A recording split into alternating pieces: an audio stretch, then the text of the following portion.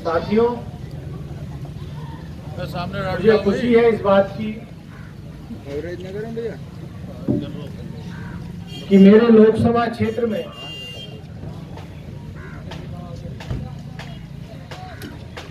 आपके आशीर्वाद से,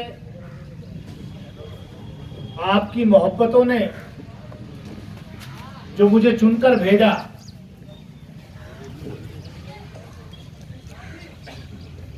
इसके बावजूद कि ना तो प्रदेश में हमारी सरकार है और ना केंद्र में हमारी सरकार है, लेकिन एक जागरूक जनप्रतिनिधि होने के नाते मैं अपने कार्यों को, अपनी जिम्मेदारी को बाखूबी निभाने की कोशिश कर रहा हूं।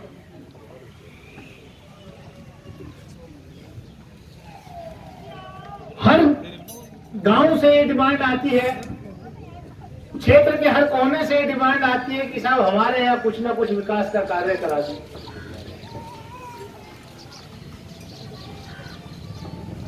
लेकिन यहां सब आप लोग जो बैठे हैं सब समझदार लोग हैं और जानते हैं कि सांसद को जो सांसद निधि मिलती है, हर गांव का प्रधान, हर गांव का जिम्मेदार हमें फोन करता है, कहते हैं साहब सांसद जी अपनी निधि से मेरे यहाँ ये कार्य करा दो, अपनी निधि से मेरे यहाँ 500 मीटर सीसी बनवा दो, अपनी निधि से मेरे यहाँ लाइट लगवा दो, अपनी निधि से मेरे यहाँ बारात घर बनवा दो। लेकिन ये जानकारी आम जनता को नहीं होती कि एक सांसद को निधि कितनी मिलती है। सांसद को निधि मिलती है 5 करोड़ रुपए साल में, यानी कि एक विधानसभा के में हिस्से में आई 1 करोड़ रुपए। 5 विधानसभा हमारे लोकसभा क्षेत्र में, एक विधानसभा के हिस्से में आई 1 करोड़ रुपए, और विधायक को निधि मिलती है 3 करोड़ रुपए, यानी कि सांसद से 3 गुना ज्यादा निधि जो है वो विधायक के पास होती है। और इससे भी ऊंची, कोरोना में जैसा कि माननीय प्रधानमंत्री जी ने कहा कि आपदा में अवसर तलाशना चाहिए,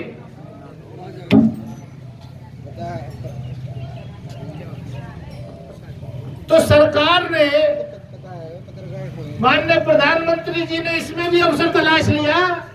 कोरोना में आपदा में अवसर तलाशा और सांसदों की सांसद निधि बन गई।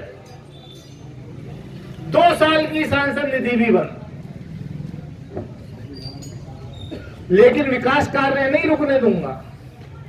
एक जागरूक जनप्रतिनिधि हूं, मुझे मालूम है आपकी दुआ से कि नाक किधर से पकड़नी है, तेल किधर से निकालना है। इसीलिए मैंने पिछले 2 साल में 68 किलोमीटर सड़कें प्रधानमंत्री ग्राम सड़क योजना से मैं लेके आया। 40 करोड़ रुपए से ज्यादा की लागत की सड़कें मैंने अपने लोकसभा क्षेत्र में बनवाने का काम। आज आप लोग यहाँ इकट्ठा हैं, आज जो सड़क जिसका शिलान्यास मैंने किया है, ये 10 किलोमीटर की सड़क है, 10 किलोमीटर लंबी सड़क है, और करीब 6 करोड़ 59,98,000, करीब 6 करोड़ 60 लाख की कीमत की सड़क ये आपको मिल गई। और इससे कितने लोग फायदे उठाएंगे? सड़क कितने गांवों से निकल के जाएगी? आप देखिए, ये जो मार्ग है यहां से शुरू होकर इसमें गांव जो पड़ेंगे, अलीपुर मोड़, नागल, बेगपुर मुंडा, देहरा, डक्का, फिरोजाबाद, गलसुआ, इरादतपुर, हरियाणा, जीहल, ककरावा, कुदर की भूड़, मडैया, मिलक नूरपुर कला, सैन नगली, तुगलकाबाद की मडैया, उमरपुर और तकरीबन 40,000 की आबादी इस 10 किलोमीटर की सड़क से फायदा उठाए।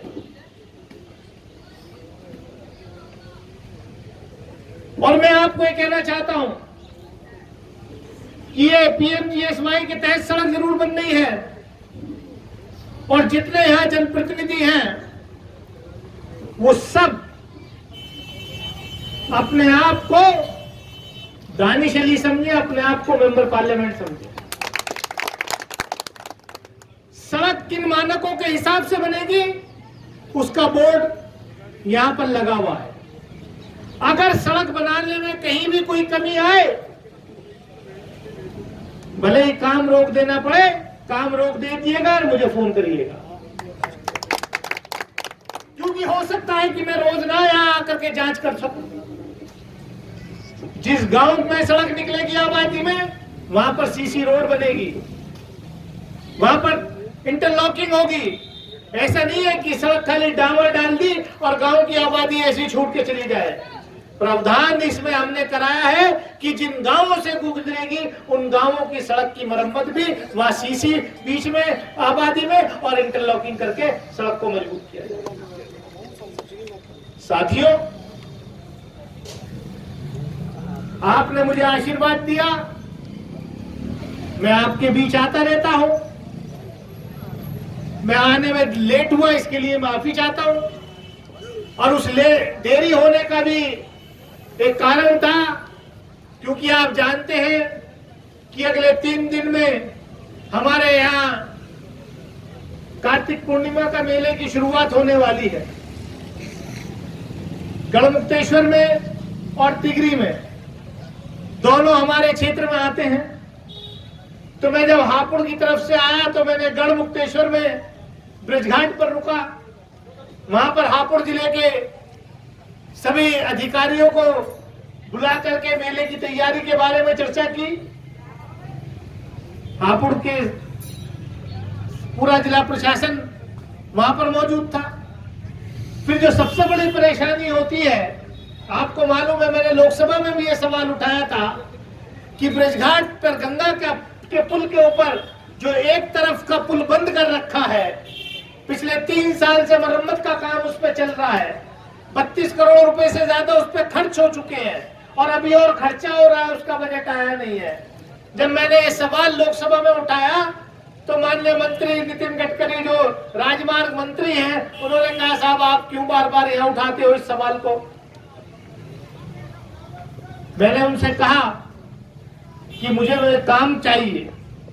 मैं पिछले महीने फिर मिला उनसे, उन्होंने वादा किया था लोकसभा के पटल पे कि साहब मेरे यहाँ आके चाय पी लीजिएगा, आप लोकसभा में क्यों पूछते हो। तो मैं चाय पीने भी चला गया। मैंने साहब मेरा ब्रिजघाट का पुल अभी तक चालू नहीं हुआ।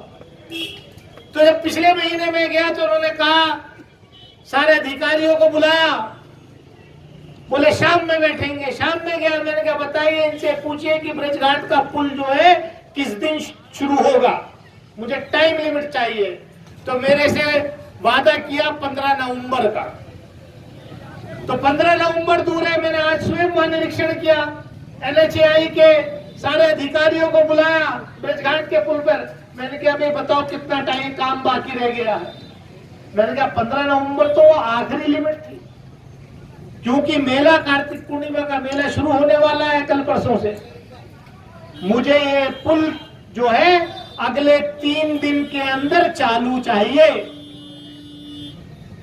मैं आपको ये बताते हुए मुझे खुशी हो रही है कि ब्रिजघाट का पुल जो पिछले 3 साल से बनता, जिसकी किसी ने जो है कोई सुध नहीं ली, मेरे से पहले के जनप्रतिनिधि जो थे उनको मालूम ही नहीं था कि काम कहां से होता है। अब मुझे बताते हुए खुशी हो रही है कि आज से 72 घंटे के अंदर, इस वक्त से 72 घंटे के अंदर, जब मेरे हसनपुर के मेरे प्यारे लोग जाएंगे दिल्ली की तरफ, तो ब्रिजघाट का पुल जो है दोनों तरफ से खुला हुआ होगा, एक तरफ से आने का, एक तरफ से में जाकर। साथियों, मैं यहाँ कोई राजनीतिक भाषण नहीं करना चाहता, क्योंकि सरकारी कार्यक्रम है, हमने सड़क का शिलान्यास किया है, लेकिन फिर भी जनप्रतिनिधि होने के नाते लोग पूछते हैं, तो मैं तो एक ही बात कहता हूं, आज पूरे 5 साल हो गए, माननीय प्रधानमंत्री जी ने नोटबंदी का ऐलान किया था 8 नवंबर 2016 को, आज 9 नवंबर, पूरे 5 साल हो गए। और मुझे याद है जिस दिन ऐलान किया था उसके 2-3 दिन बाद जो है गोवा के अंदर एक भाषण में माननीय प्रधानमंत्री जी ने कहा था आंसुओं में रोते हुए कि अगर मैं गलत साबित हो जाऊं तो मुझे जो सजा चाहे वो दे देना। तो मैंने अभी घर से चलने से कुछ देर पहले ट्वीट किया है लिख के, मैंने कहा आदरणीय प्रधानमंत्री जी, आपने कहा था कि 50 दिन का समय दीजिए, 50 दिन तो छोड़िए 5 साल पूरे हो गए। आपने कहा था कि इस नोटबंदी से देश में आतंकवाद खत्म हो जाएगा, जम्मू कश्मीर में आतंकवाद खत्म हो जाएगा, काला धन खत्म हो जाएगा, जो कैश में नकदी में लेन देन होता है वो खत्म हो जाएगा। लेकिन चारों में से एक भी काम नहीं हुआ, आतंकवाद भी है, काला धन, भ्रष्टाचार खत्म हो जाएगा। भ्रष्टाचार कितने गुना बढ़ गया पिछले 5 साल में, ये आम जनता बता देंगे, ये हसनपुर के लोग बता देंगे। और कैश जो था, नकदी जो थी, वो रिजर्व बैंक ऑफ इंडिया को भी 2 गुनी छापनी पड़ गई। पहले देश में 14.5 लाख करोड़ के करीब जो है कैश फ्लो था, आज जो है उसका 2 गुना हो गया है। तो मैंने याद दिलाई, मैं भूलता नहीं हूं, ये बात हकीकत है कि हमारे लोगों की, हमारे देश के लोगों की याददाश्त कमजोर है, और खासतौर से उत्तर प्रदेश के लोगों की। लेकिन मैं कभी कभी चीजों को याद करता रहता हूं। 5 साल पूरे होने जा रहे हैं उत्तर प्रदेश सरकार को। 2017 में घूम घूम करके आदरणीय प्रधानमंत्री जी ने और मुख्यमंत्री जी ने भाषण किए थे कि गन्ना किसानों के बकाये का भुगतान 14 दिन में होगा अगर हमारी सरकार बनेगी। तो मैं पूछना चाहता हूं कि 14 दिन तो 14 दिन, पूरा साल बीतने के बाद भी गन्ना किसानों का बकाया अभी भी बाकी है। मैंने प्रधानमंत्री जी को 2 महीने पहले वो भी चिट्ठी लिखी थी। मैंने कहा आदरणीय प्रधानमंत्री जी, आप वादा करके गए थे उत्तर प्रदेश के लोगों से कि 14 दिन के अंदर गन्ना किसानों का भुगतान होगा, लेकिन पूरा साल बीतने के बाद भी 11,000 करोड़ रुपए उत्तर प्रदेश के गन्ना किसानों का बकाया है।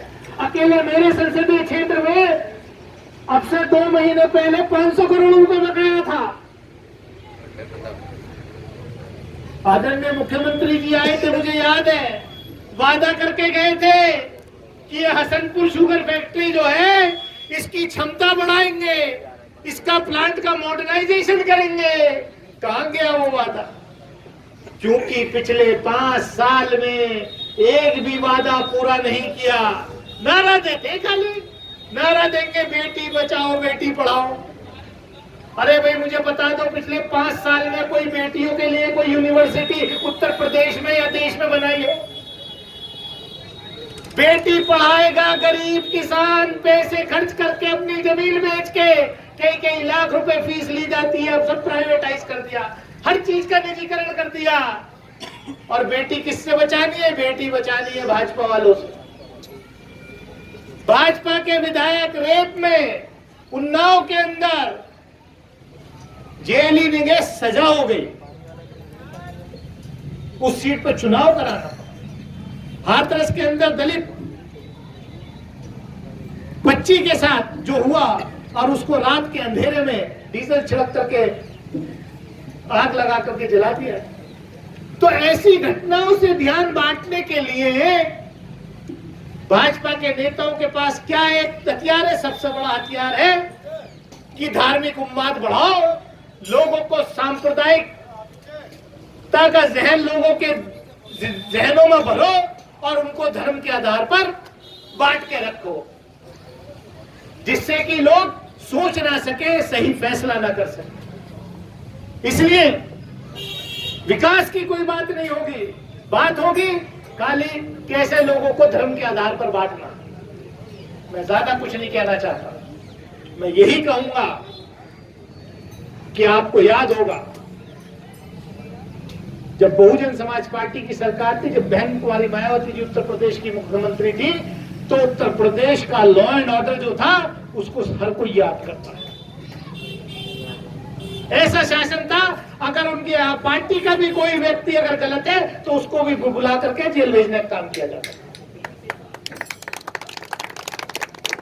अगर कोई राजा भैया हो या ताजा भैया हो, चाहे कोई मगरमच्छ पाले अपने तालाब में या कोई पाले, लेकिन बहन जी के राज में सीधा सीधा चलता था सब। अब क्या है, अब तो गुंडे ही सत्ता में बैठे।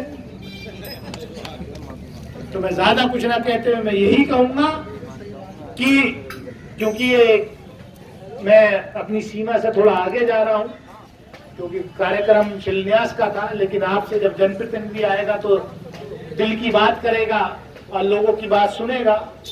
तो मैं इतना ही कहते हुए अपनी वाणी को विराम देता हूं कि आपने जिस जनप्रतिनिधि को चुना, वो जनप्रतिनिधि अपनी जिम्मेदारियों को निभाने की कोशिश कर रहा है। मैंने चुनाव में भी जब मैं आया था, मैंने वादा किया था कि आप अगर मुझे जिता करके भेजोगे तो मैं या तो आपको लोकसभा में नजर आऊंगा आपके मुद्दे उठाता हुआ, या आपके बीच में नजर आऊंगा। रिकॉर्ड है, जितने दिन लोकसभा चलती है, अमरोहा का जनप्रतिनिधि, अमरोहा लोकसभा क्षेत्र का नाम हिंदुस्तान की पार्लियामेंट में गूंजने का काम करता है। और पूरे देश के लोग अमरोहा की तरफ देखते हैं आज कि आपने एक ऐसा जनप्रतिनिधि भेजा है जो केवल अपने क्षेत्र की नहीं बल्कि देश के किसी भी कोने पर कोई भी जुल्म और ज्यादती किसी मजलूम के खिलाफ, किसी किसान के खिलाफ हो रही होगी तो उसको आवाज को उठाने का काम हम करते हैं। और आपकी ये मोहब्बत, आपका ये आशीर्वाद धर्म और जाति से ऊपर उठ करके जो आपने मुझे दिया, यही मेरी ताकत है। इसीलिए मैं मजबूती से आपकी आवाज उठाता हूं, क्योंकि खोने के लिए कुछ नहीं है। मेरे पास सरकार का कोई लाइसेंस नहीं है जो सरकार कैंसिल कर देगी, जो मैं दबाव में आऊंगा।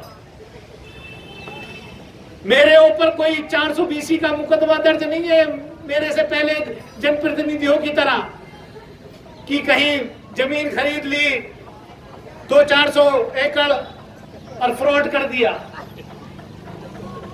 मैं तो सीधा किसान आदमी हूं। मैं तो परसों भी अपने खेत में ट्रैक्टर चला रहा था, अपने आलू अपने आप बोए हुए। तो मेरे पास खोने के लिए कुछ नहीं है। मैं तो गरीबों की, मजलूमों की, किसानों की, दबे कुचले वर्ग की आवाज उठाने का काम करता हूं और आगे भी ऐसे ही करता रहूंगा।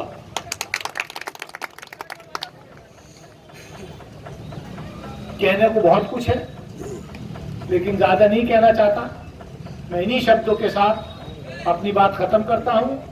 हमारे साथ हमारे पार्टी के सीनियर साथी यहाँ पर मौजूद हैं।